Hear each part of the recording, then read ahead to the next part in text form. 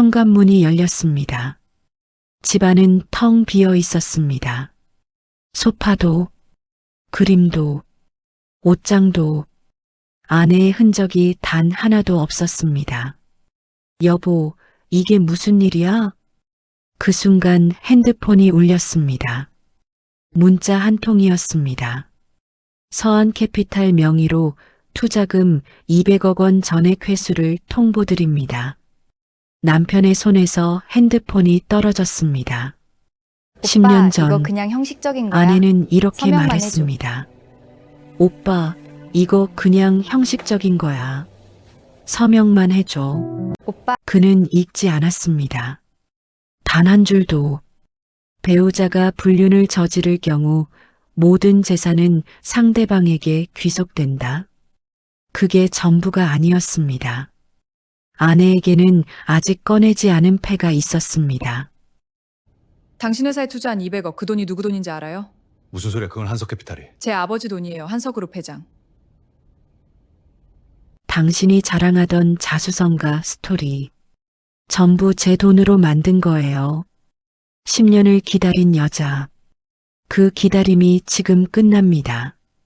편 시작 전 구독과 좋아요 부탁드립니다. 여러분의 응원이 다음 이야기에 힘이 됩니다. 댓글로 지금 계신 곳도 알려주세요. 그곳으로 좋은 기운 보내드릴게요. 그럼 이야기 보따리 시작합니다. 2026년 3월 서울 도심 한복판에 있는 대형 기자회견장이었습니다. 수백 개의 카메라 플래시가 동시에 터졌습니다. 마이크가 빽빽하게 늘어선 단상 위에 한 여자가 서 있었습니다. 검은 정장, 진주 귀걸이, 단정하게 묶은 머리, 그리고 한치의 흔들림도 없는 눈빛. 안녕하십니까? 저는 한성목 한서그룹 회장의 외동딸 한정수입니다. 회견장이 순식간에 들끓었습니다. 기자들이 서로를 돌아보며 수렁거렸습니다. 하지만 여자는 그 어떤 소음에도 눈 하나 깜빡이지 않았습니다. 그리고 테크원 대표이사 임재혁의 전 부인입니다. 플래시가 더 빠르게 터졌습니다. 그 순간이 있기까지 정확히 3년이 걸렸습니다. 아니, 더 정확하게 말하자면 10년이 걸렸습니다.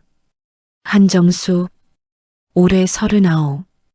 아무것도 모르는 순진한 아내처럼 보였던 여자. 남편이 제주도 풀빌라에서 다른 여자와 와인을 기울이는 동안 서울 한복판 호텔방에서 서류를 검토하던 여자. 이야기는 10년 전으로 거슬러 올라갑니다. 2016년 봄이었습니다. 한정수는 29이었고 서울 마포구 낡은 원룸에 살고 있었습니다. 적어도 겉으로는 그랬습니다. 월세 45만 원짜리 방, 편의점 도시락, 지하철 출퇴근, 어느 중소기업 경영지원팀의 평범한 사원. 하지만 그 원룸 한쪽 서랍 깊숙이 감춰진 통장 잔액은 달랐습니다.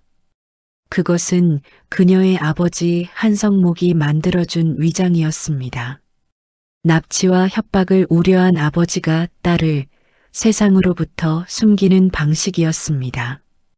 그래서 한정수는 재벌딸로 태어났지만 재벌딸답게 살아본 적이 한 번도 없었습니다. 그녀가 원한 것이기도 했습니다. 진짜 사람을 만나고 싶었습니다. 내 돈을 보고 다가오는 사람이 아니라 그냥 나를 보고 좋아하는 사람. 임재혁을 처음 만난 건 그해 가을이었습니다. 회사 근처 작은 분식집에서였습니다. 그는 당시 직원 3명짜리 IT 스타트업을 운영하고 있었습니다. 낡은 점퍼 소매가 달아 있었고 구두 밑창이 벌어져 있었습니다. 그런데 눈빛이 이상하게 반짝거렸습니다. 저 꼭 성공할 거예요. 두고 보세요. 한정수는 그 말을 믿었습니다. 아니, 믿고 싶었습니다. 6개월 후 임재혁이 프로포즈했습니다. 편의점 앞 벤치에서였습니다. 반지도 없었습니다. 그저 무릎을 꿇고 말했습니다. 정수 씨, 나랑 결혼하면 평생 행복하게 해줄게요. 한정수는 그날 밤 아버지에게 전화했습니다. 아빠, 결혼하고 싶은 사람 생겼어.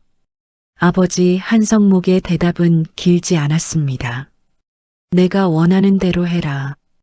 단 혼전 계약서는 반드시 써라. 한정수는 다음날 계약서 초안을 변호사에게 의뢰했습니다. 핵심 조항은 하나였습니다. 배우자가 불륜을 저지를 경우 혼인 중 취득한 모든 재산은 상대방에게 귀속되며 배우자는 단 한 푼도 청구할 수 없다. 임재혁에게 계약서를 내밀던 날을 한정수는 아직도 기억합니다. 오빠, 이거 그냥 형식적인 거야. 서명만 해줘. 임재혁은 서류를 펼쳤습니다. 훑어보는 척 하더니 그냥 사인했습니다. 제대로 읽지 않았습니다. 그게 어떤 의미인지 전혀 몰랐습니다. 그날 한정수는 아무 말도 하지 않았습니다. 결혼식은 소박하게 치렀습니다. 하객 80명. 가든 웨딩. 임재혁 측은 신이 나서 사진을 찍었습니다. 한정수 측에서는 아버지 혼자 왔습니다. 아무도 그 사람이 한서그룹 회장인 줄 몰랐습니다. 결혼 후 석 달이 지난 어느 저녁, 임재혁이 들뜬 얼굴로 귀가했습니다. 여보, 우리 회사에 투자자가 생겼어. 200억이래. 한정수는 냄비를 저으면서 고개를 끄덕였습니다. 잘 됐네요, 여보. 한석캐피탈. 그것이 한정수의 아버지가 딸을 위해 설립한 투자법인의 이름이었습니다. 임재혁은 그 이름을 들어본 적조차 없었습니다. 한석캐피탈의 투자금 200억이 들어온 것은 결혼 3개월 차의 일이었습니다. 임재혁의 회사 테크원은 그 돈으로 빠르게 성장하기 시작했습니다. 직원 3명이 30명이 됐습니다. 그리고 1년 만에 100명을 넘었습니다. 임재혁은 날마다 신이 나서 귀가했습니다. 새로 계약한 거래처 이야기, 확장한 사무실 이야기, 다음 달 언론 인터뷰 이야기. 한정수는 식탁에 앉아 그의 이야기를 들으며 밥을 먹었습니다. 고개를 끄덕이며 웃었습니다. 당신이 자랑하는 그 회사, 제 돈으로 키운 거예요. 물론 소리내어 말하지는 않았습니다. 아버지는 일찍부터 못 박았습니다. 이 사실을 남편에게 알리지 말라고. 한정수 스스로도 원하지 않았습니다. 남편이 자신을 사랑하는지 아니면 자신의 배경을 사랑하는지 시간이 검증해 줄 것이라고 믿었습니다. 결혼 2년 차, 임재혁은 경제주간지에 실렸습니다. 제목은 이랬습니다. 맨손으로 200억 기업 일군 청년 CEO, 임재혁의 자수성가 스토리. 한정수는 그 잡지를 손에 들고 오래 바라봤습니다. 그리고 소파에 앉아 조용히 웃었습니다. 같은 해봄이었습니다. 한정수는 임신 사실을 알았습니다. 12주 차. 아직 아무에게도 말하지 않은 시기였습니다. 배가 아직 나오지 않았고 몸도 크게 불편하지 않았습니다.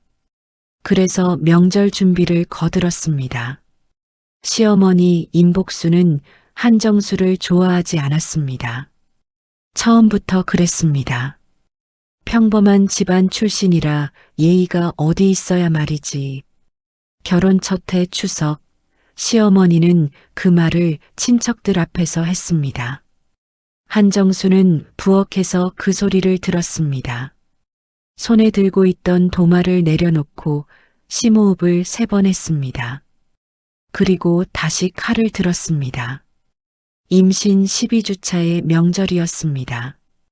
시어머니는 새벽 6시에 한정수를 깨웠습니다. 부엌 들어와. 할 일이 태산이야. 한정수는 일어났습니다. 속이 울렁거렸지만 말하지 않았습니다. 임신 사실을 아직 알리지 않았으니까요. 아침 6시부터 전을 부쳤습니다. 나물을 볶았습니다. 국을 끓였습니다. 점심 제사상을 차렸습니다. 다시 저녁 준비를 했습니다. 저녁 8시까지 14시간 동안 한정수는 부엌에 서 있었습니다. 밤 10시였습니다. 갑자기 배가 당기기 시작했습니다. 처음에는 피곤한 탓이라고 생각했습니다. 그런데 통증이 멈추지 않았습니다. 화장실에 들어갔습니다. 그리고 혼자 119에 전화했습니다. 임재혁은 그날 회사 회식이 있었습니다. 병원에 오지 않았습니다. 담당 의사가 한정수의 손을 잡으며 말했습니다. 안타깝게도 아이가.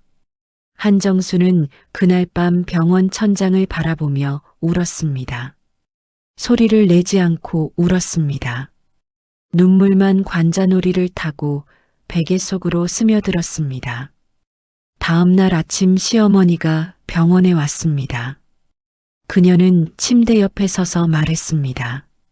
정수야, 몸조리를 잘못했구나.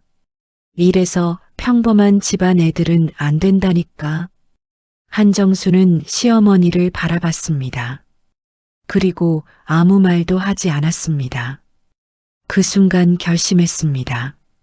언젠가는 반드시 이 사람들이 뿌린 것을 거두게 만들 것이라고. 임재혁은 병원을 찾아온 것이 이틀 뒤였습니다. 손에 국화꽃다발을 들고 왔습니다.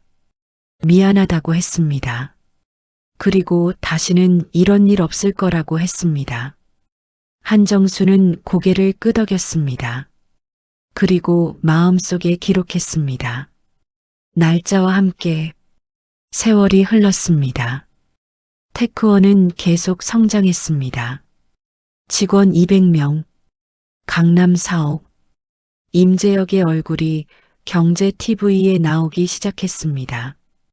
한정수는 그의 뒤에서 늘 조용히 웃었습니다. 기자들은 임재혁에게 물었습니다. 성공의 비결이 무엇입니까? 그는 이렇게 대답했습니다. 저를 믿어준 투자자들의 덕분입니다. 그리고 제 집사람의 내조 덕분이기도 하고요. 카메라 앞에서 한정수는 수줍게 고개를 숙였습니다. 속으로는 조용히 웃었습니다. 결혼 8년 차, 임재혁의 행동이 달라지기 시작했습니다. 처음에는 작은 변화였습니다. 귀가 시간이 조금씩 늦어졌습니다. 핸드폰을 항상 엎어놓기 시작했습니다. 저녁 식사 중에 문자가 오면 자리를 피해 받았습니다. 한정수는 눈치챘습니다. 하지만 아무 말도 하지 않았습니다. 한 달이 지났습니다. 여보, 요즘 거래처 미팅이 많아서 저녁 자주 늦을 것 같아.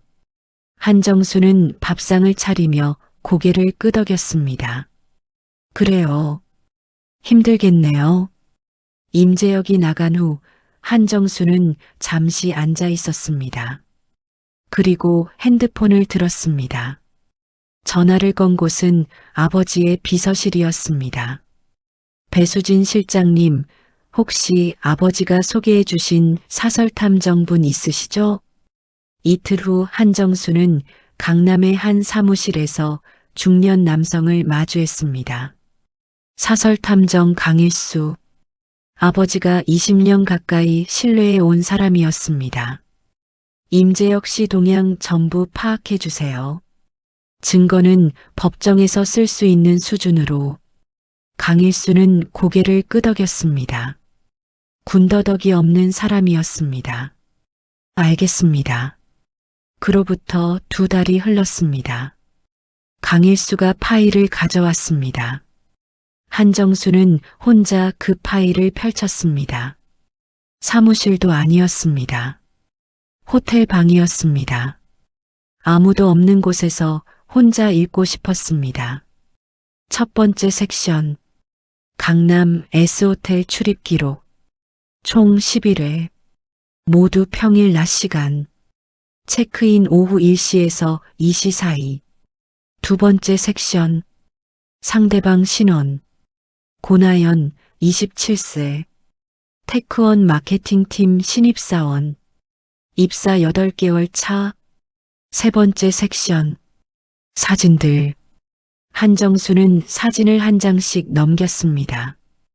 호텔 로비, 레스토랑, 쇼핑몰, 그리고 인스타그램 캡처 한 장.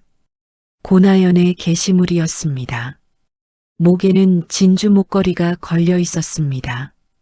한정수가 시어머니에게 선물했다가 시어머니가 어딘가에 줘버린 그 목걸이였습니다. 한정수는 사진을 내려놓았습니다.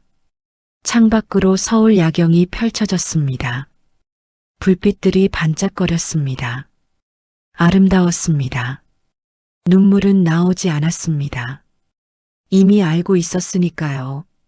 아니 어쩌면 오래전부터 알고 있었는지도 모릅니다. 명절날 병원 천장을 바라보던 그 순간부터 한정수는 파일을 덮고 아버지에게 전화했습니다. 아빠 시작할게. 그래. 내가 모든 걸 도와주마. 이틀 후 한정수는 오철민 변호사를 만났습니다. 서한그룹 법무법인의 수석 변호사였습니다. 이 혼전계약서 현재도 법적 효력이 유효합니까? 오철민 변호사는 서류를 검토하며 고개를 끄덕였습니다. 공증까지 받은 문서입니다. 불륜 사실이 증거로 입증되면 즉시 발동됩니다. 그럼 타이밍을 잡아야겠네요. 어떤 타이밍을 원하십니까? 한정수는 창밖을 바라보며 말했습니다. 남편이 가장 안심하고 있을 때, 가장 행복해하고 있을 때, 그때 모든 것이 한꺼번에 무너지게 하고 싶습니다. 오철민 변호사는 잠시 침묵했다가 말했습니다. 제주도 여행 예약이 다음 주 목요일로 잡혀 있습니다. 한정수는 고개를 끄덕였습니다. 그럼 그 사람들이 돌아오는 날로 하죠. 여행 나흘째 저녁이었습니다. 한정수는 거실 소파에 앉아 있었습니다. 조명은 켜지 않았습니다. 그저 창밖으로 들어오는 서울 야경만이 거실을 희미하게 밝히고 있었습니다. 심장은 고요했습니다. 분노도 슬픔도 이미 정리했으니까요. 오늘 해야 할 일을 머릿속으로 순서대로 정리했습니다. 첫 번째 봉투, 두 번째 봉투, 세 번째 봉투, 마지막 서류, 그리고 기다렸습니다. 밤 9시 40분, 현관 쪽에서 소리가 났습니다. 비, 도어락 버튼 소리, 그리고 캐리어 바퀴가 대리석 바닥을 구르는 소리. 아, 역시 집이 최고야. 임재혁의 목소리였습니다. 가벼웠습니다. 마치 출장을 마치고 돌아온 사람의 목소리처럼. 아니, 그에게는 정말 그랬을 것입니다. 제주도의 풀빌라, 파도 소리, 와인, 그리고 옆에 있던 여자. 즐거운 휴가였을 테니까요. 임재혁이 거실로 들어섰습니다. 그리고 그 뒤를 따라 고나연이 들어왔습니다. 한정수는 눈으로 고나연을 스캔했습니다. 목, 진주 목걸이. 한정수가 시어머니 생신 선물로 드렸던 것. 시어머니가 이런 촌스러운 걸 누가 차냐며 치워두었던 그것. 위, 샤넬 트위드 재킷. 작년 한정수 생일에 임재혁이 선물했던 것. 아니, 한정수 자신의 돈으로 임재혁이 사온 것. 우리 옷장에서 골라준 거구나. 한정수는 천천히 소파에서 일어났습니다. 고나연이 먼저 말했습니다. 어머, 사모님. 집 정말 멋지네요. 한정수는 그녀의 눈을 똑바로 바라봤습니다. 고나연의 미소가 미세하게 흔들렸습니다. 감사해요. 제 집이니까요. 짧은 대답이었습니다. 그게 전부였습니다. 하지만 고나연의 미소는 그 말과 함께 완전히 사라졌습니다. 임재혁이 어색하게 웃으며 끼어들었습니다. 여보, 우리 좀 피곤해서 그런데 저녁 뭐 있어? 한정수는 그를 바라봤습니다. 준비 안 했어요. 배달시켜 드세요. 임재혁의 표정이 굳었습니다. 10년 동안 한정수는 언제나 식탁을 차려두고 기다렸습니다. 아무리 늦게 귀가해도, 아무리 피곤해도 항상 밥이 있었습니다. 고나연이 임재혁의 팔을 살짝 당기며 말했습니다. 오빠, 그냥 우리 나갈까? 임재혁이 눈치를 보며 핸드폰을 꺼냈습니다. 배달앱. 고나연은 소파에 주저앉으며 거실을 훑어봤습니다. 마치 자기 집처럼 팔걸이에 팔꿈치를 올리며 한정수는 그 모습을 바라봤습니다. 그리고 천천히 입을 열었습니다. 여보, 우리 이야기 좀 할까요? 임재혁이 고개를 들었습니다. 의아한 표정이었습니다. 아직 눈치채지 못하고 있었습니다. 무슨 이야기? 한정수는 미소를 지었습니다. 중요한 이야기요. 그녀는 거실 테이블 아래 서랍을 당겼습니다. 두꺼운 봉투 3개가 차곡차곡 들어 있었습니다.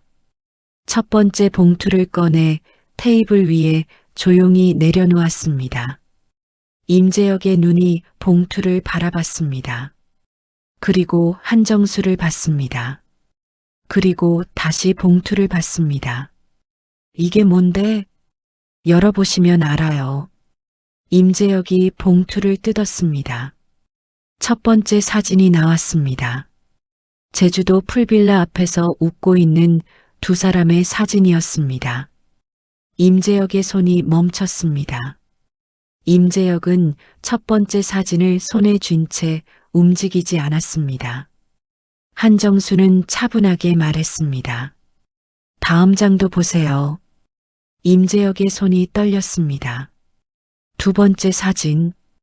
호텔 로비에서 손을 잡고 걷는 두 사람의 뒷모습이었습니다. 세 번째. 레스토랑에서 마주 앉은 장면. 네 번째. 고나연의 인스타그램 캡처. 목에 걸린 진주 목걸이. 고나연이 창백한 얼굴로 일어섰습니다. 사모님, 이건 오해예요. 한정수는 그녀를 쳐다보지 않았습니다. 임재혁만 바라봤습니다. 오해일까요? 여보. 임재혁이 사진들을 테이블에 내려놓았습니다. 손은 계속 떨리고 있었습니다. 내가 설명할게. 설명은 나중에 들을게요. 일단 다 보세요. 두 번째 봉투를 꺼냈습니다. 더 두꺼운 서류 뭉치였습니다. 카드 사용 내역서, 임재혁의 법인카드, 제주도 풀빌라 250만 원, 강남 호텔 80만 원, 청담동 레스토랑 38만 원, 백화점 명품관 320만 원. 이 돈이 어디서 나온 돈인지 아세요? 회사 돈이야. 내가 번 돈이고. 한정수는 고개를 저었습니다. 아니에요. 당신이 번 돈이 아니에요. 임재혁의 눈빛이 흔들리기 시작했습니다. 처음으로 불안한 기색이 스쳤습니다. 무슨 소리야? 세 번째 봉투를 꺼냈습니다. 투자 계약서였습니다. 200억 원. 투자자 명의 한석캐피탈. 당신 회사에 10년 전 투자한 200억. 이 투자자가 누군지 아세요? 임재혁이 서류를 받아들었습니다. 한석캐피탈이라는 회사인 건 아는데 한석캐피탈 대표이사가 누군지 아세요? 침묵. 한석그룹 회장님이세요. 제 아버지. 거실이 조용해졌습니다. 시계 초침 소리만 또각또각 들렸습니다. 임재혁이 멍한 표정으로 한정수를 바라봤습니다. 뭐라고? 저는 한석그룹 회장의 외동딸이에요. 고나연이 소파에 주저앉았습니다. 당신 회사에 투자한 200억 원은 제 돈이에요.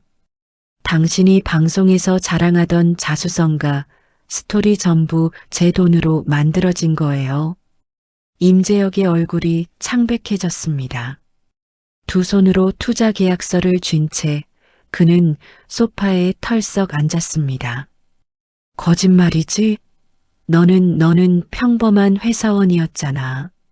아버지가 저를 세상에 공개하지 않으셨어요.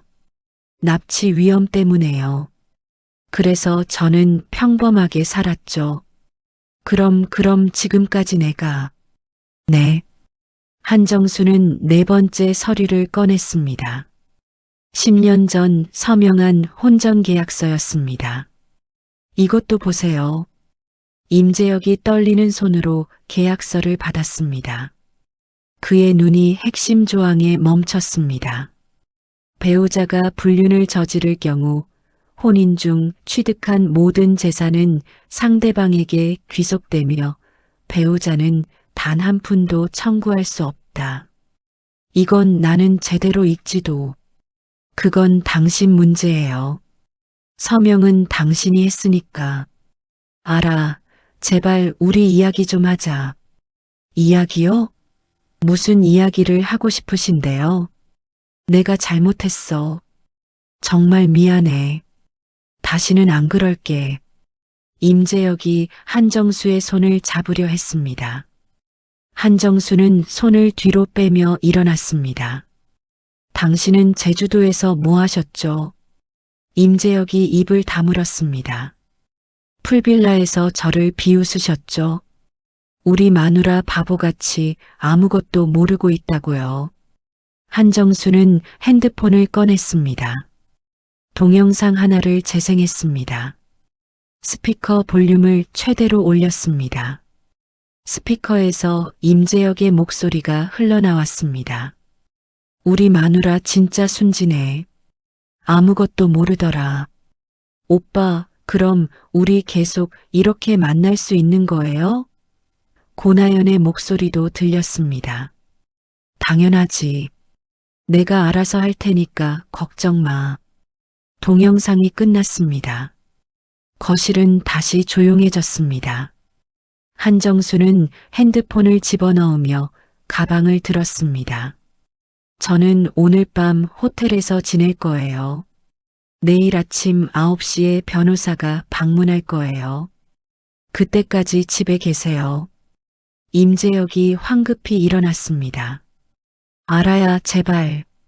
한 번만 용서해줘. 한정수는 뒤돌아보지 않았습니다. 용서는 받을 자격이 있는 사람만 받는 거예요. 현관문을 열고 나서며 마지막으로 말했습니다. 당신은 그럴 자격이 없어요. 문이 닫혔습니다. 복도에서 한정수는 멈추지 않았습니다. 엘리베이터 버튼을 눌렀습니다. 문이 열렸습니다. 들어갔습니다. 문이 닫혔습니다. 그제야 눈물 한 방울이 볼을 타고 흘러내렸습니다. 한정수는 손등으로 닦았습니다. 단 한 방울뿐이었습니다. 엘리베이터가 내려갔습니다. 다음 날 아침 8시였습니다.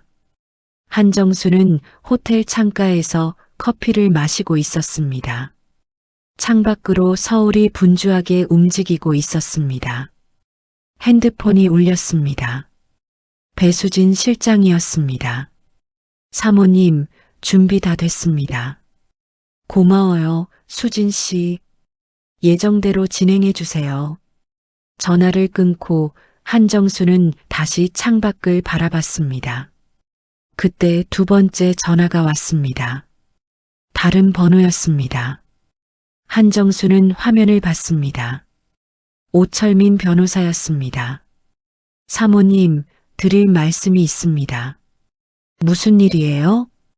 오철민 변호사의 목소리에서 무게가 느껴졌습니다. 배수진 실장님 관련해서 확인하셔야 할 게 생겼습니다.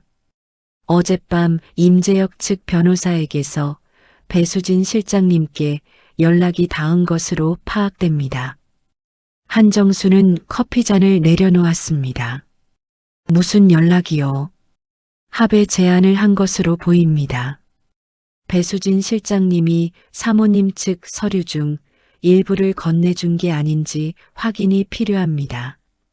한정수는 잠시 눈을 감았습니다. 배수진, 아버지의 비서실에서 15년째 일한 사람, 이번 작전 전반을 함께 준비한 사람, 의심해 본 적이 없었습니다. 확인해 보겠습니다. 1시간 후 한정수는 호텔 커피숍에서 배수진을 마주했습니다. 배수진은 평소와 다르지 않은 표정이었습니다. 단정한 재킷, 정돈된 헤어. 수진 씨, 솔직하게 말해줘요. 배수진이 잠깐 눈을 내리깔았습니다. 그것으로 충분했습니다. 사모님, 죄송합니다.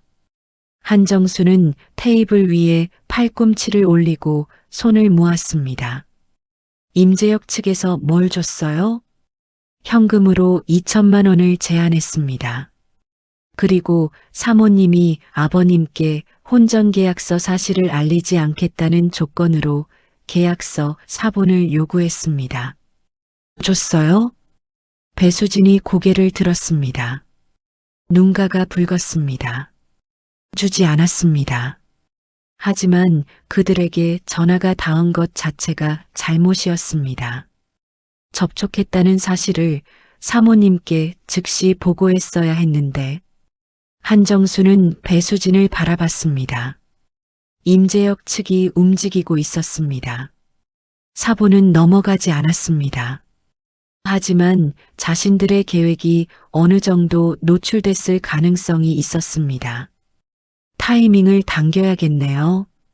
배수진이 고개를 들었습니다. 사모님, 오철민 변호사에게 연락하세요. 오늘 오전 중으로 계좌 동결과 투자금 회수 통보를 동시에 진행합니다. 오늘이요? 원래 내일로. 지금이요. 배수진은 핸드폰을 꺼내 전화를 걸었습니다. 한정수는 다시 창밖을 바라봤습니다. 임재혁이 움직이고 있었습니다. 하지만 너무 늦었습니다. 테크원의 계좌가 동결되는데 걸린 시간은 2시간이었습니다. 오전 10시 한석캐피탈 명의로 투자금 200억 원 전액 즉시 회수 통보가 발송됐습니다. 오전 11시 임재혁 개인 명의 계좌 전체 동결. 오전 11시 반 오철민 변호사가 재산분할 청구서를 제출했습니다. 임재혁에게서 부재 중 전화가 40통이 왔습니다. 문자는 60건이었습니다. 한정수는 문자를 읽지 않고 핸드폰을 가방에 넣었습니다. 그리고 배수진을 바라봤습니다. 수진 씨, 네, 사모님.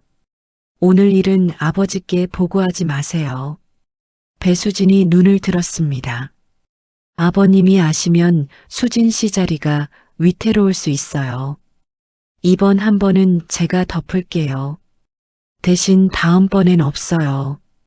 배수진의 눈에 눈물이 고였습니다. 감사합니다, 사모님.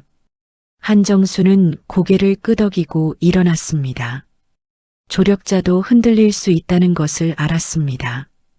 그렇기에 결국 모든 것은 자기 자신이 쥐고 있어야 했습니다. 오후 2시 서한그룹 본사 회의실로 향했습니다. 오후 2시 한서그룹 본사 회의실에 임재혁이 들어왔습니다. 수갑은 아직 없었습니다. 하지만 그의 얼굴은 이미 무너져 있었습니다. 충혈된 눈, 구겨진 셔츠 깃, 하루 만에 10년은 늙어 보였습니다. 한정수는 오철민 변호사와 나란히 앉아 있었습니다. 임재영 맞은편이었습니다. 테이블 위에는 이미 서류가 가지런히 놓여 있었습니다. 앉으세요, 임재혁 씨. 임재혁이 주춤하며 앉았습니다. 알아야 제발 이야기 좀 하자. 어젯밤 내내. 지금 이야기하고 있잖아요. 오철민 변호사가 첫 번째 서류를 밀었습니다. 임재혁 씨, 먼저 이것부터 확인하시죠. 임재혁이 서류를 받았습니다. 혼전계약서였습니다. 이게 진짜 효력이 있는 거야? 당연히 있습니다. 공증받은 법적 문서입니다. 당신이 자필로 서명했고요. 하지만 나는 제대로 읽지도. 그건 당신 책임입니다. 서명은 계약 내용을 숙지했다는 의미입니다. 임재혁이 고개를 저었습니다. 믿을 수 없다는 표정이었습니다. 이건 말도 안 돼. 한정수가 천천히 입을 열었습니다. 말도 안 되는 건 당신이에요, 임재혁 씨. 임재혁이 그녀를 바라봤습니다. 제 돈으로 회사를 키우고, 제 돈으로 명품을 사주고, 제 돈으로 불륜 여행을 다니면서 저를 바보라고 비웃었죠. 알아야 내가 정말 잘못했어. 다시는. 그런데 당신 측 변호사가 어젯밤 배수진 실장에게 연락했더군요. 임재혁의 얼굴이 굳었습니다. 계약서 사본을 빼내려고 했죠. 2천만 원을 제안하면서 그건 내가 시킨 게 아니야. 한정수는 고개를 끄덕였습니다. 그 말을 믿고 싶어요. 하지만 이미 늦었습니다.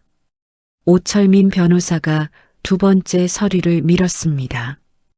투자금 회수 통지서입니다. 오늘 오전 한석캐피탈 명의로 발송됐습니다. 임재혁이 서류를 받았습니다. 200억을 어떻게 갚아? 회사를 팔아도 모자라. 회수 기간은 30일입니다. 30일 안에 200억을 어떻게 해? 그리고 이것도 보세요. 재산 분할 청구서였습니다. 임재영 명의 회사 지분 100%, 강남 아파트 소유권, 외제차 2대, 은행 계좌 전체 예금, 모두 한정수 명의로 이전.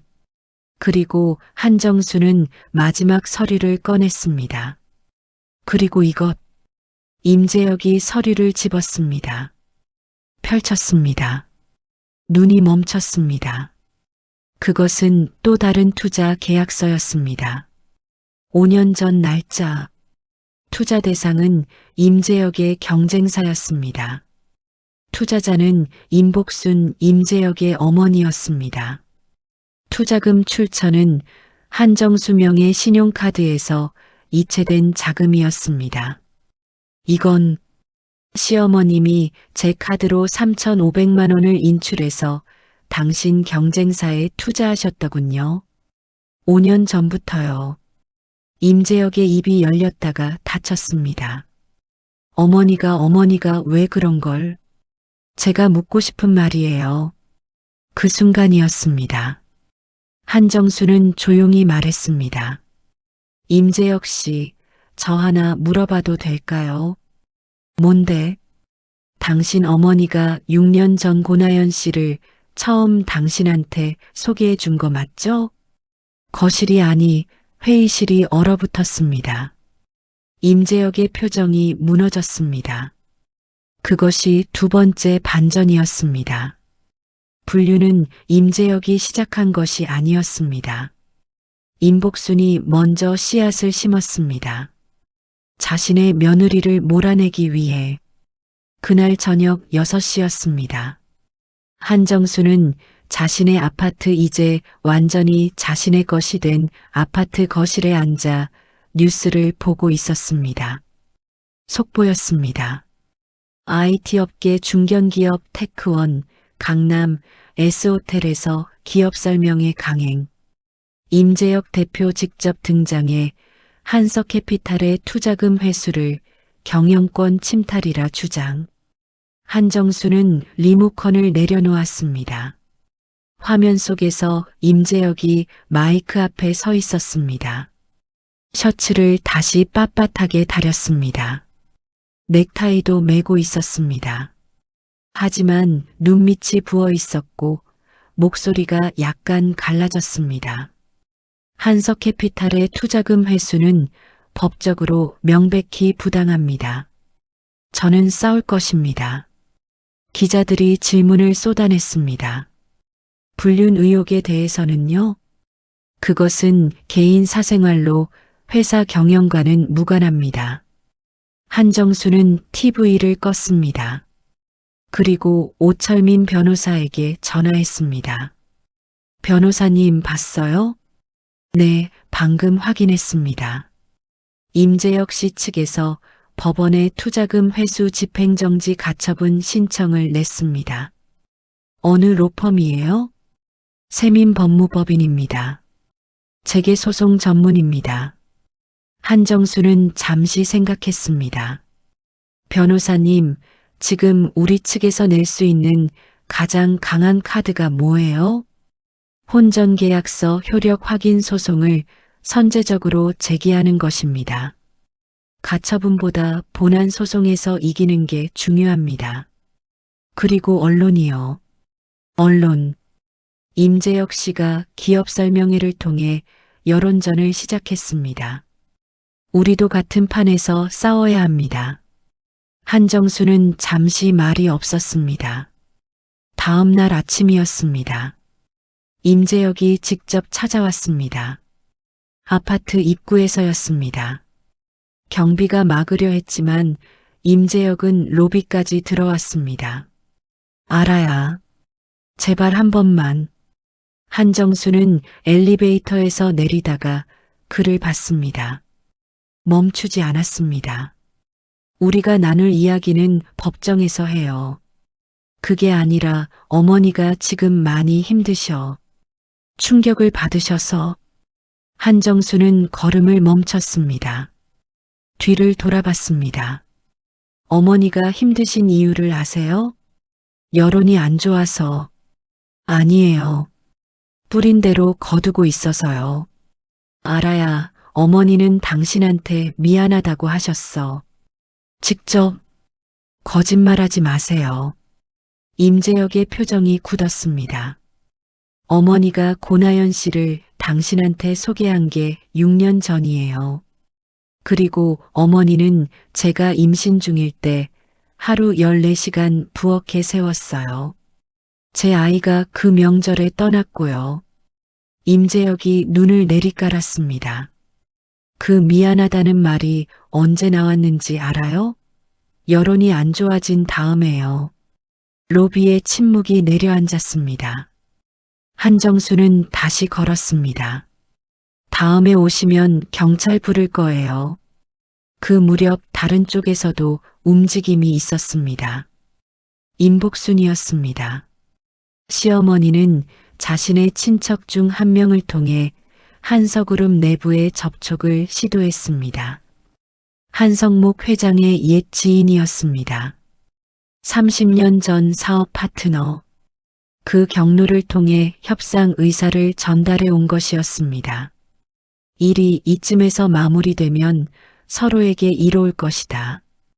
한석그룹도 이 소송이 길어지면 언론이 피곤해진다.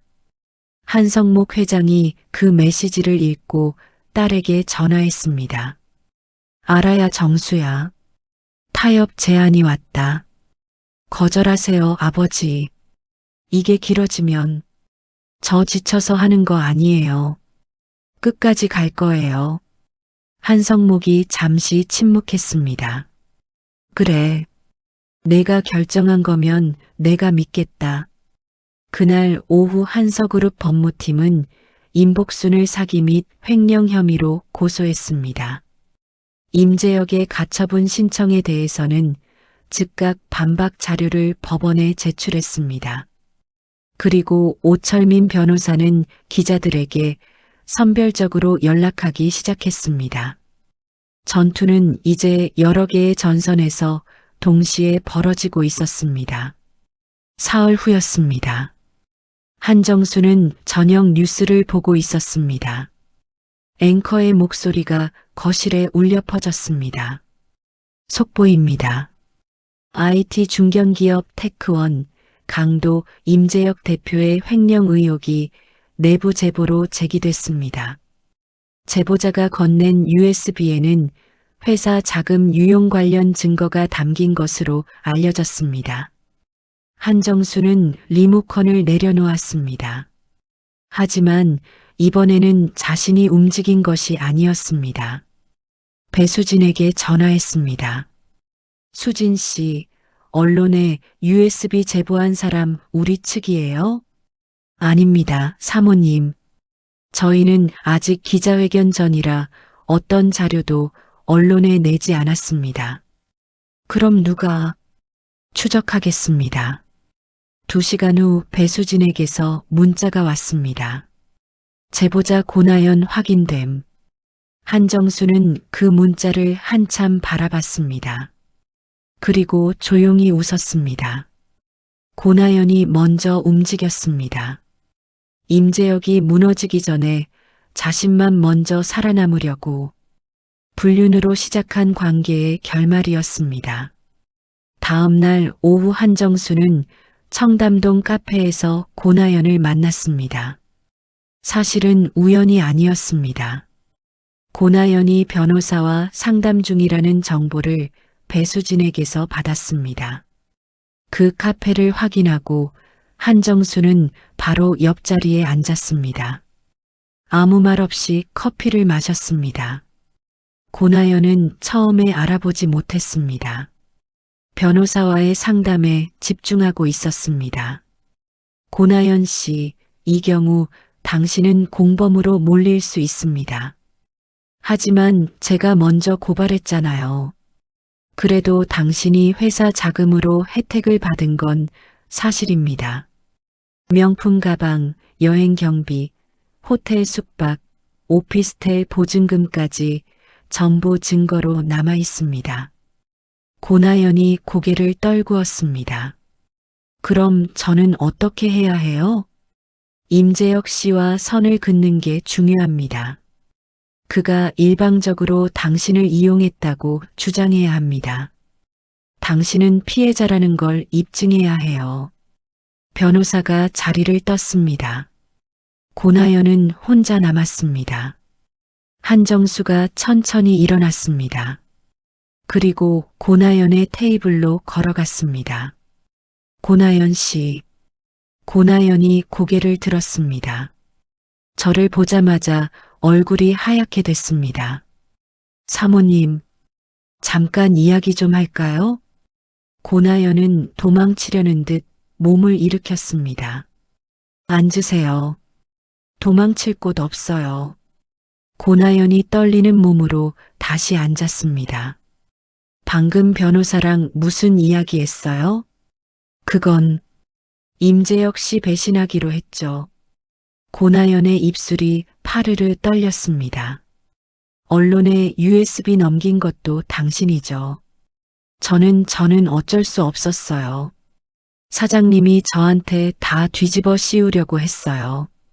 그래서 먼저 배신한 거예요. 저는 살고 싶었어요. 그냥 살고 싶었다고요. 고나연이 눈물을 흘렸습니다. 한정수는 가방에서 서류를 꺼냈습니다. 이거 보세요. 신용카드 사용 내역이었습니다. 작년부터 올해까지 총 사용액 5천만 원. 명품 가방, 옷, 구두, 오피스텔 보증금 2억. 전부 법인 카드로 결제됐죠. 그게 어디서 나온 돈인지 알죠? 고나연이 대답하지 못했습니다. 법원에서 몰랐다는 변명이 통할 것 같아요? 고나연의 눈에서 눈물이 흘러내렸습니다. 한정수는 자리에서 일어났습니다. 고나연 씨, 당신이 임재혁 씨를 배신한 것처럼 임재혁 씨도 당신을 배신할 거예요. 불륜으로 시작한 관계는 배신으로 끝나는 법이에요. 고나연이 고개를 들었습니다. 사모님, 제발 한 번만. 기회는 없어요. 한정수는 가방을 들었습니다. 당신이 받을 건 이제부터예요. 카페를 나서며 핸드폰을 확인했습니다. 뉴스 속보가 또 떠 있었습니다. 테크원 임재혁 대표 검찰 소환 통보. 한정수는 조용히 미소를 지었습니다. 그리고 배수진에게 문자를 보냈습니다. 고나연 관련 자료 전부 검찰에 넘겨주세요. 그리고 시어머니 건 내일 시작합니다. 다음 날 아침이었습니다. 한정수는 오철민 변호사 사무실에서 새로운 자료를 받았습니다. 강일수 탐정이 추가로 확보한 것이었습니다. 첫 번째는 통화 녹음이었습니다. 임복순과 고나연의 전화였습니다. 나연 씨, 우리 며느리 신경 쓰지 마요. 어차피 능력도 없는 애야. 우리 재혁이한테는 당신 같은 여자가 필요해요. 한정수는 그 목소리를 듣고 눈을 감았습니다. 두 번째는 6년 전 날짜의 카카오톡 캡처였습니다. 임복순이 임재혁에게 보낸 메시지였습니다. 오늘 신입사원 회식에 나연 씨 데려왔다. 예의 바르고 착한 애더라. 너도 한번 봐라. 한정수는 그 캡처를 오래 바라봤습니다. 그리고 세 번째 자료를 펼쳤습니다. 그것이 가장 충격적이었습니다. 1993년도 서류였습니다. 입양 관련 서류. 그리고 그 서류에 적힌 이름 하나. 한성목. 한정수의 아버지 이름이었습니다. 한정수의 손이 멈췄습니다. 이게 무슨 서류예요? 오철민 변호사가 조심스럽게 말했습니다. 강일수 탐정이 임복순 씨의 개인 서류함에서 확보한 겁니다. 1993년 서울 모 복지원 입양 서류입니다. 서류 속 아동 이름은 이미 지워져 있지만 보증인 서명란에 한성목 회장님 성함이 있습니다. 한정수는 한참 그 서류를 들여다봤습니다. 아버지가 이 서류와 관련이 있다는 건가요? 현재로서는 알 수 없습니다. 임복순 씨가 이 서류를 왜 가지고 있는지, 어떤 경위로 확보했는지 아직 파악 중입니다. 다만 한 가지는 분명합니다. 뭔가요? 임복순 씨는 한서그룹 회장님에 대해 우리가 모르는 무언가를 알고 있습니다. 한정수는 자리에서 일어났습니다. 아버지한테 직접 물어볼게요. 그날 오후 한서그룹 회장실이었습니다. 한성목은 창가에 서서 서울을 내려다보고 있었습니다. 한정수가 서류를 테이블에 내려놓자 그는 돌아보지 않았습니다. 아버지, 이 서류 아세요? 잠시 침묵. 알고 있다. 어떻게 된 건가요? 한성목이 천천히 돌아섰습니다. 그의 얼굴에는 수십 년의 무게가 담겨 있었습니다. 복순이 임복순이 젊었을 때 일이다. 그 여자 남편이 내 사업 파트너였어. 30년 전에 파트너가 사고로 죽고 임복순이 아이를 혼자 키울 수 없게 됐을 때 내가 입양 절차를 도와줬다. 보증인이 된 거야. 그 아이가 누구예요? 한성목이 눈을 감았습니다. 임재혁이다. 회장실이 정지했습니다. 임재혁이 입양된 아이였어요? 임복순은 친어머니가 아니야. 그래서 그렇게 악착같이 며느리를 몰아낸 거야. 재혁이에게 친자식이 생기면 입양 사실이 드러날까봐. 한정수는 그 말을 이해하는데 시간이 필요했습니다. 임재혁은 자신이 입양된 아이라는 사실을 몰랐습니다. 임복순은 그 비밀을 지키기 위해 며느리를 밀어냈습니다. 임신한 며느리를 부엌에 세운 것도 아이가 생기는 것 자체가 두려웠기 때문이었습니다. 한정수의 유산은 실수가 아니었습니다. 설계된 일이었습니다. 한정수는 눈을 감았습니다. 오랫동안 감고 있었습니다. 그리고 천천히 떴습니다. 아버지, 이 사실 기자회견에서 공개할게요. 정수야, 임재혁에게도 알릴 거예요. 그 사람도 알 권리가 있으니까. 기자회견 전날 밤이었습니다. 한정수는 호텔방 창가에 혼자 앉아 있었습니다. 서울의 불빛이 아래에 펼쳐져 있었습니다. 내일 아침 11시 모든 것이 공개됩니다.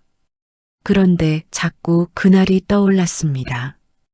6년 전 명절 아침 6시 부엌에 들어갔습니다. 속이 울렁거렸습니다. 그때 임정수는 임신 12주차였습니다. 아직 아무에게도 말하지 않은 시기였습니다. 임재혁에게도요.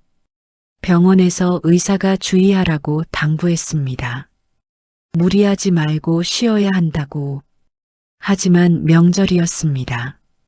임복순이 부엌으로 들어왔습니다. 앞치마도 없이 관리할 사람처럼요.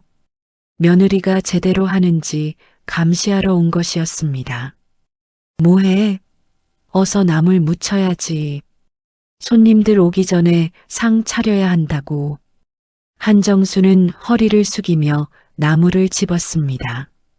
속에서 뭔가 올라왔습니다. 꾹 참았습니다. 시어머니, 저 오늘 조금 몸이. 다들 명절에 몸이 힘들어. 나도 젊었을 때 이거 다 했어. 툭툭 털고 해야지.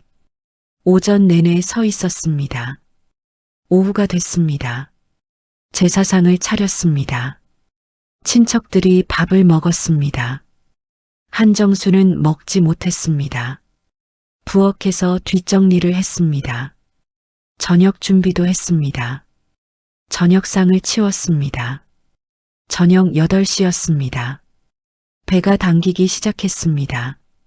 처음에는 작은 통증이었습니다. 하지만 점점 강해졌습니다. 한정수는 부엌 싱크대를 붙잡았습니다. 숨을 고르려 했습니다. 안 됐습니다. 화장실에 들어갔습니다. 문을 잠갔습니다. 119에 전화했습니다. 목소리를 낮춰서 지금 임신 중인데 배가 너무 아파요. 출혈이 있는 것 같아요. 구급차가 왔을 때 임재혁은 회식 중이었습니다. 임복수는 한정수가 구급차를 부른 것을 알고 현관으로 나왔습니다. 그리고 이웃들이 볼까봐 낮은 목소리로 말했습니다. 뭐야? 왜 난리야? 한정수는 아무 말도 못했습니다. 구급대원이 들것을 내리는 것을 바라봤습니다. 병원 응급실이었습니다. 의사가 초음파를 보면서 말했습니다.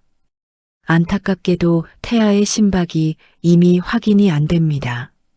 한정수는 천장을 바라봤습니다. 그 천장을 지금도 기억합니다. 형광등, 흰 타일, 거미줄 한 가닥이 아주 높은 곳에 걸려 있었습니다. 임재혁이 병원에 온 것은 새벽 2시였습니다. 술 냄새가 났습니다. 죄송하다고 했습니다. 눈물도 흘렸습니다. 한정수는 그를 바라봤습니다. 아무 말도 하지 않았습니다. 임복순이 아침에 왔습니다. 정수야, 몸조리를 잘못했구나. 그리고 이래서 평범한 집안 애들은 안 된다니까. 한정수는 그 말을 들었습니다. 그리고 눈물이 났습니다. 소리를 내지 않고 울었습니다. 눈물이 귀 쪽으로 흘러 베개 속으로 스며들었습니다. 간호사가 들어왔다가 나갔습니다. 임복수는 핸드폰을 보고 있었습니다. 아무도 몰랐습니다. 한정수가 울고 있다는 것을 이제는 압니다. 그 명절에 14시간 동안 부엌에 세운 것이 실수가 아니었다는 것을, 아이가 생기는 것 자체가 임복순에게는 위협이었다는 것을. 한정수는 호텔 창가에서 조용히 울었습니다. 소리는 내지 않았습니다. 그리고 멈췄습니다. 핸드폰을 들었습니다. 오철민 변호사에게 문자를 보냈습니다. 내일 기자회견에서 유산 사실 공개합니다. 임복순이 입양 비밀을 지키기 위해 의도적으로 며느리를 과로하게 만든 사실 모두 공개합니다. 준비해 주세요. 오철민 변호사의 답장이 왔습니다. 알겠습니다, 사모님. 자료 준비하겠습니다. 그리고 오철민 변호사는 한 줄을 더 덧붙였습니다. 내일은 사모님의 날입니다. 한정수는 핸드폰을 내려놓았습니다. 창밖을 바라봤습니다. 그리고 처음으로 진짜로 잠이 들었습니다. 기자회견 당일 오전 11시였습니다. 한서그룹 본사 대회의실, 카메라 수십 대, 기자 70여 명, 마이크가 빽빽하게 늘어선 단상.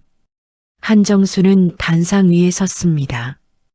검은 정장, 진주 귀걸이, 단정하게 묶은 머리. 표정은 차분했지만 눈빛은 단호했습니다. 안녕하십니까? 저는 한서그룹 회장 한성목의 외동딸 한정수입니다. 그리고 테크원 대표이사 임재혁의 전 부인입니다. 회견장이 순식간에 들끓었습니다.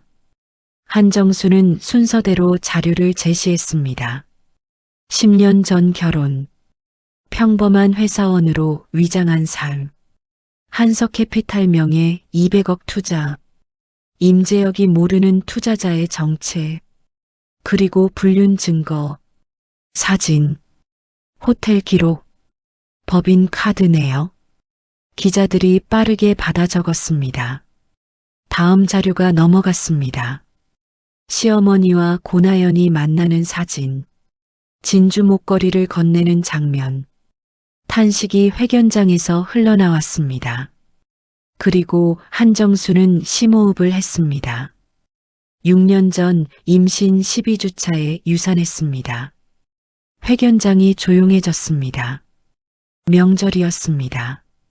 시어머니는 임신 중인 저에게 새벽부터 저녁까지 혼자 모든 음식을 준비하라고 했습니다. 몇몇 기자들의 눈가가 붉어졌습니다. 그날 밤 저는 병원 응급실로 실려갔고 제 아이는 그렇게 떠났습니다. 완전한 침묵이었습니다. 시어머니는 병원에서 이렇게 말했습니다. 내가 몸조리를 잘못한 거야. 평범한 집안 애들은 안 된다니까. 한정수의 목소리가 처음으로 약간 떨렸습니다. 하지만 멈추지 않았습니다. 그리고 오늘 밝혀진 사실이 하나 더 있습니다. 회견장이 다시 주목했습니다. 임재혁 씨는 입양된 아이입니다. 임복순 씨의 친아들이 아닙니다. 1993년 서류가 이를 증명합니다. 회견장이 폭발했습니다. 임복순 씨는 이 비밀이 드러날까봐 며느리를 밀어내려 했습니다. 임신한 며느리에게 14시간 과로를 시킨 것도, 아들의 불륜 상대를 직접 소개해 준 것도 같은 이유입니다. 기자들의 손이 일제히 올라갔습니다. 한정수는 질문을 받았습니다. 차분하게 대답했습니다. 하나씩, 빠짐없이. 임재혁 씨는 이 사실을 알고 있습니까? 모르고 있었습니다. 오늘 이 자리에서 처음 알게 됩니다. 임재혁 씨에 대한 처벌 수위는요? 법이 결정할 일입니다. 저는 제가 받아야 할 것을 찾았습니다. 그걸로 충분합니다. 시어머니를 용서할 의향은 없습니까? 한정수는 잠시 생각했습니다. 용서는 진심으로 뉘우치는 사람에게 주는 것입니다. 저는 아직 그 뉘우침을 받지 못했습니다. 기자회견이 끝났습니다.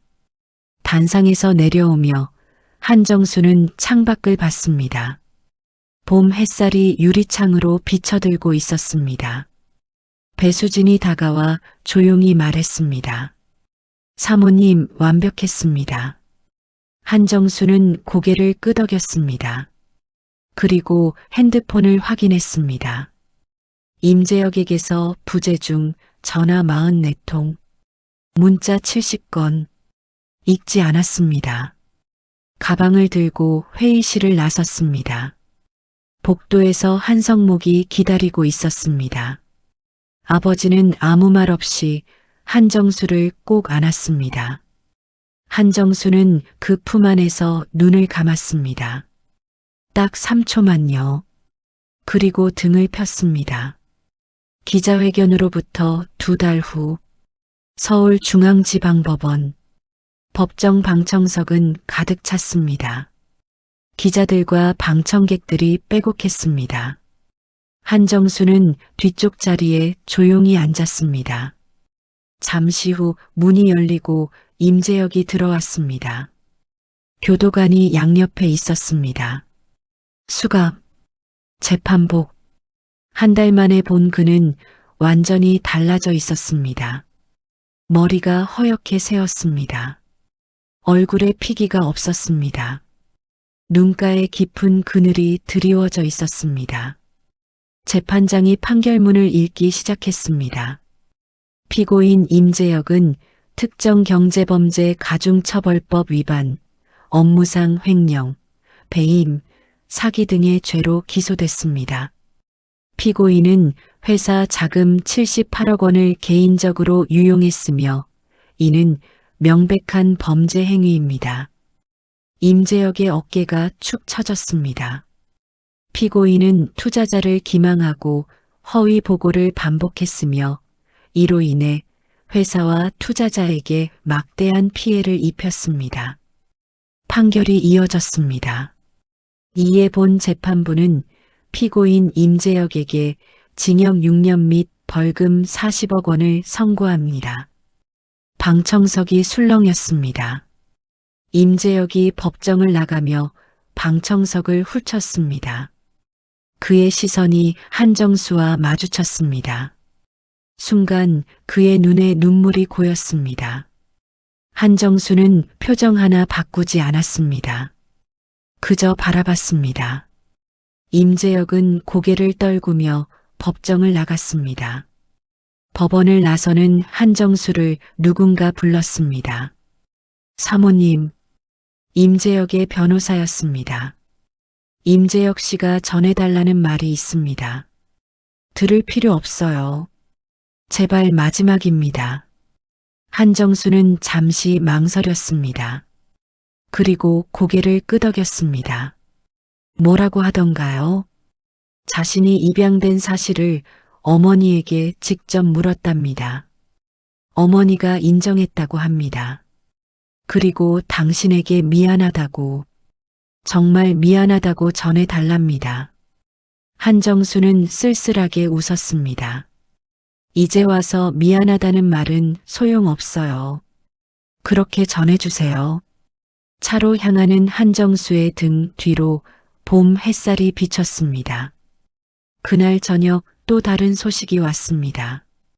임복순, 사기 및 횡령 혐의로 벌금 2,500만 원과 집행유예 2년. 친척들이 전부 연락을 끊었습니다. 동네 사람들도 외면했습니다. 고나연은 검찰 조사에서 집행유예 판결을 받았습니다. 오피스텔을 잃었고 사채를 졌습니다. 그리고 임재혁에게는 마지막 소식이 하나 더 있었습니다. 테크원 직원 200명이 각자 새 일자리를 찾았습니다. 한정수가 직원들의 퇴직금과 마지막 한 달치 급여를 한석캐피탈 명의로 지급했습니다. 임재혁이 그 사실을 알게 된 것은 교도소 안에서였습니다. 판결로부터 2달 후였습니다. 한정수는 이제는 시어머니가 아닌 임복순의 집 앞에 섰습니다. 혼자였습니다. 우편함에는 신문과 전단지가 가득했습니다. 아무도 치운 사람이 없었습니다. 집안은 조용했습니다. 예전에는 친구들과 친척들이 늘 드나들던 곳이었습니다. 지금은 아무도 없었습니다. 초인종을 눌렀습니다. 한참 후 문이 열렸습니다. 임복순이 나왔습니다. 완전히 늙어 있었습니다. 머리가 하얗게 새었습니다. 얼굴에 주름이 깊었습니다. 앞치마 자락이 구겨져 있었습니다. 정수야, 어머님, 임복순이 눈물을 흘렸습니다. 말이 나오지 않았습니다. 한정수는 들어가지 않았습니다. 문 앞에 서서 말했습니다. 어머님, 저 하나 여쭤봐도 될까요? 임복순이 고개를 들었습니다. 재혁이가 입양된 아이라는 거 알면서 왜 저한테 그렇게 하셨어요? 임복순의 얼굴이 일그러졌습니다.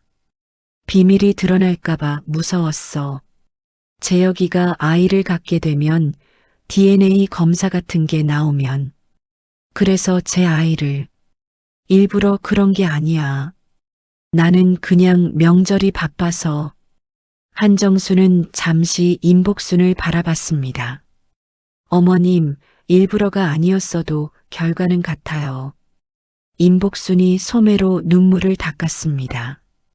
정수야, 제발. 어머님, 저는 용서하지 않을 거예요.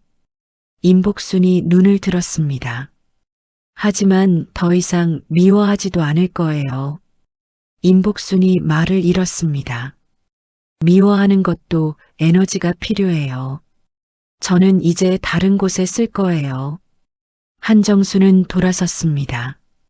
어머님, 앞으로 잘 지내세요. 걸어가며 한정수는 뒤를 돌아보지 않았습니다. 뒤에서 임복순이 무너지는 소리가 들렸습니다. 낮고 끊어지는 울음소리였습니다. 한정수는 멈추지 않았습니다. 차에 올라타며 깊게 숨을 들이쉬었습니다. 그날 저녁 배수진에게서 마지막 보고가 왔습니다.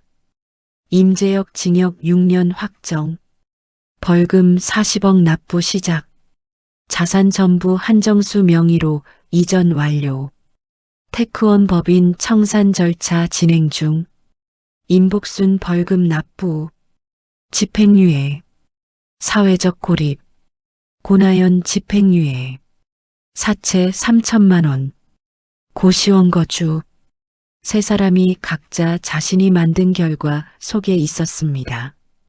한정수는 보고를 읽고 핸드폰을 내려놓았습니다. 그리고 처음으로 아무 일도 하지 않았습니다. 그냥 창밖을 바라봤습니다. 봄 저녁이었습니다. 하늘이 분홍빛으로 물들고 있었습니다. 한정수는 그것을 오래 바라봤습니다. 1년 후, 봄이었습니다. 한정수는 한서그룹 본사 임원실에서 보고를 받고 있었습니다. 창밖으로 서울이 봄빛으로 물들어 있었습니다. 지난 1년 동안 한정수는 달라졌습니다. 아니, 정확히는 자신으로 돌아왔습니다. 한서그룹 신규 투자팀을 맡아 AI 기술 스타트업 5곳에 투자했습니다. 첫 해 수익률 28%. 언론은 그녀를 재계 신의 투자 전문가라고 불렀습니다. 한성목은 딸이 보고할 때마다 만족스럽게 고개를 끄덕였습니다. 더 이상 강도윤 아니, 임재혁의 전 부인이 아니었습니다. 한정수, 한서그룹 투자본부 이사. 그것이 지금 그녀의 이름이었습니다. 어느 오후였습니다. 한서그룹 회의실에서 유준서 태화그룹 회장과 미팅이 있었습니다. 유준서 46, 태화그룹을 홀로 이끌어온 사업가, 10년 전 아내를 먼저 떠나보낸 사람. 한정수는 3개월 전 자선 행사에서 처음 만났습니다. 그때 그는 조용히 한쪽에 서서 행사를 바라보고 있었습니다. 눈이 따뜻했습니다. 미팅이 끝난 후였습니다. 유준서가 조심스럽게 물었습니다. 한 이사님, 오늘 저녁 시간 괜찮으시면 식사 같이 하시겠습니까? 한정수는 잠시 생각했습니다. 1년 전이었다면 거절했을 것입니다. 6개월 전이었어도 그랬을 것입니다. 하지만 지금은 좋습니다, 회장님. 청담동의 작은 레스토랑이었습니다. 유준서가 와인을 따르며 말했습니다. 한 이사님, 제가 오늘 용기를 내볼까 합니다. 무슨 말씀이신지요? 저는 한 이사님을 좋아합니다. 처음 뵌 날부터 그랬습니다. 좋은 분이라는 게 느껴졌어요. 유준서의 눈빛은 진지했습니다. 저도 실패한 결혼이라고 할 수는 없지만 아내를 일찍 잃고 오랫동안 혼자였습니다. 한 이사님을 만나고 처음으로 다시 살아있다는 기분이 들었습니다. 한정수는 그의 눈을 바라봤습니다. 거짓이 없는 눈이었습니다. 회장님, 천천히 알아가도 될까요? 유준서가 미소를 지었습니다. 물론입니다. 저도 그게 맞다고 생각합니다. 그날부터 두 사람은 조금씩 가까워졌습니다. 산책, 조용한 식사, 가끔 통화, 서두르지 않았습니다. 반년 후 유준서가 청혼했습니다. 한정수 이사님, 제 아내가 되어주시겠습니까? 한정수는 고개를 끄덕였습니다. 네, 좋습니다. 결혼식은 조용하게 치렀습니다. 한성목이 딸의 손을 잡고 버질로드를 걸었습니다. 눈물을 참으며 말했습니다. 정수야, 이번엔 꼭 행복해라. 네, 아버지, 행복할게요. 식장 밖에서 익숙한 사람이 기다리고 있었습니다. 임재혁이었습니다. 가석방으로 출소한 것이었습니다. 얼굴은 창백했고 몸이 야위어 있었습니다. 정수야. 한정수는 멈췄습니다. 축하하러 왔어. 그리고 마지막으로 용서를 구하러. 임재혁이 무릎을 꿇으려 했습니다. 일어나세요. 한정수가 먼저 말했습니다. 임재혁이 그녀를 올려다봤습니다. 저는 당신을 용서하지 않을 거예요. 임재혁의 얼굴이 일그러졌습니다. 하지만 당신을 미워하지도 않아요. 더 이상은. 그럼 나는 어떻게 살아야 해? 한정수는 조용히 말했습니다. 그건 당신이 찾아야 해요. 저는 더 이상 당신의 답이 아니에요. 한정수는 돌아섰습니다. 당신이 받을 벌이 있다면 제가 행복하게 사는 걸 보는 것, 그것으로 충분해요. 식장 안으로 걸어 들어갔습니다. 유준서가 기다리고 있었습니다. 따뜻한 미소로. 괜찮으세요? 네. 이제 정말 괜찮아요. 서약을 나눴습니다. 반지를 교환했습니다. 하객들의 박수 소리가 울려 퍼졌습니다. 식장 밖에서 임재혁이 창문 너머로 바라봤습니다. 그의 눈에 눈물이 고였습니다. 하지만 한정수는 뒤돌아보지 않았습니다. 과거는 과거였습니다. 이제 그녀에게는 새로운 봄이 있었습니다. 따뜻한 봄날, 봄꽃이 만개했습니다. 햇살이 쏟아졌습니다. 한정수는 깊게 숨을 들이쉬었습니다. 이제 진짜 그녀의 삶이 시작되는 것입니다. 오늘 이야기가 작은 위로가 되셨다면 구독과 좋아요를 살포시 눌러주세요. 여러분이 남겨주시는 댓글 한 줄이 저희가 이 이야기를 이어가는 가장 큰 힘입니다. 늘 건강하세요. 그리고 사랑합니다.